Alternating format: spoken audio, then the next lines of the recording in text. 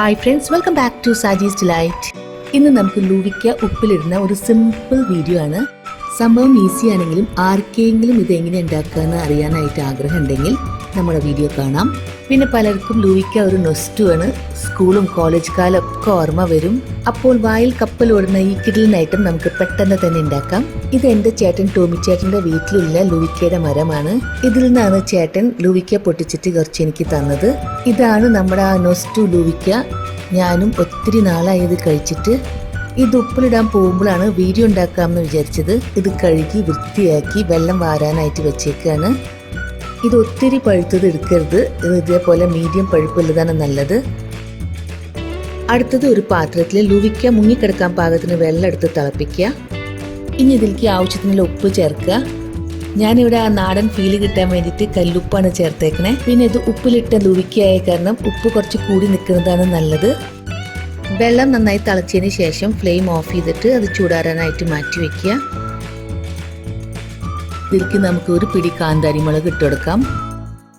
ഇത് കഴുകി വൃത്തിയാക്കി തുണിയിൽ തുടച്ചെടുത്തതിന് ശേഷം ഇതിൻ്റെ ഞെട്ടി പൊട്ടിച്ച് കളയുക. അപ്പോഴാണ് ഇത് കുറച്ച് കാലം കേടാവാണ്ടിരിക്കുക. കാന്താരി മുളക് ആകുമ്പോൾ നല്ല മണവും എരിവും ഒക്കെ ഉണ്ടാവും. ഇനി നിങ്ങളുടെ വീട്ടിൽ അതില്ലെങ്കിൽ സാധാരണ പച്ചമുളക് തന്നെ ഇട്ട് കൊടുക്കാം.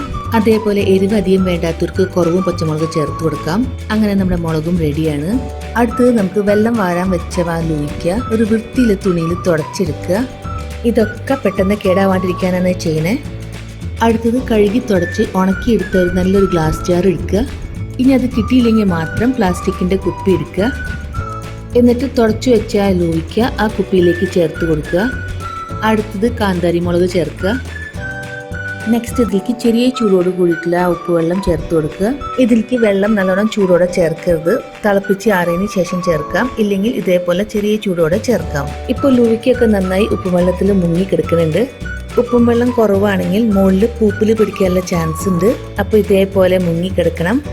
അപ്പോൾ ഇത്ര ഈസിയാണ് നമ്മുടെ ഉപ്പിലിട്ട ലൂവിക്ക. ഇനി ഇത് നന്നായി ചൂടാറിയതിന് ശേഷം മൂടി വെക്കാം. ഇതൊരാഴ്ചയാകുമ്പോഴേക്കും ഉപ്പും മുളകൊക്കെ പിടിച്ചിട്ട് നല്ല സൂപ്പർ ഡൂപ്പർ ടേസ്റ്റ് ആവും. 2 ദിവസം കഴിയുമ്പോഴേക്കും ഞാൻ ഇവിടെ തുറന്നു. ഇതാ നോക്ക്, കാണാൻ എത്ര ഭംഗിയാ. ഇപ്പൊ തന്നെ വായിൽ വെള്ളം വരുന്നുണ്ട്. അപ്പൊ ഇനി നമുക്ക് ഒരെണ്ണം കഴിച്ചു നോക്കാം. ഒന്നും പറയാല്ല.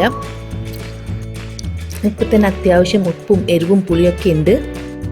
സംഭവം 1 വീക്ക് കഴിയുമ്പോഴേക്കും ഇത് പൊളിക്കും. ഇതിൻ്റെ കളറൊക്കെ എന്താ ഭംഗി. ആ ലൂവിക്കയുടെ കളറൊക്കെ ഈ ഉപ്പുവെള്ളത്തിൽ ചേർന്നിട്ടുണ്ട്. അപ്പൊ ആർക്കൊക്കെ ഇത് കണ്ടിട്ട് വായിൽ കപ്പലോടിയെന്ന് അറിയില്ല. പക്ഷെ സംഗതി സൂപ്പറാ. അപ്പൊ നിങ്ങൾക്ക് ഇതേപോലെ ലൂവിക്കൊക്കെ കിട്ടിയിട്ടുണ്ടെങ്കിൽ ഉറപ്പായിട്ടും ഉണ്ടാക്കണം. ഞാനൊക്കെ ലൂവിക്ക നാട്ടിൽ വന്നപ്പോഴാണ് കണ്ടത്. ജാംഷഡ്പൂരിലും ദുബായിലും ഒന്നും കണ്ടിട്ടില്ല. പക്ഷെ ഇത് പനി പിടിച്ചിരിക്കുമ്പോഴും വായിക്ക് ടേസ്റ്റ് ഇല്ലാത്തപ്പോൾ അടിപൊളി സംഭവമാണ്.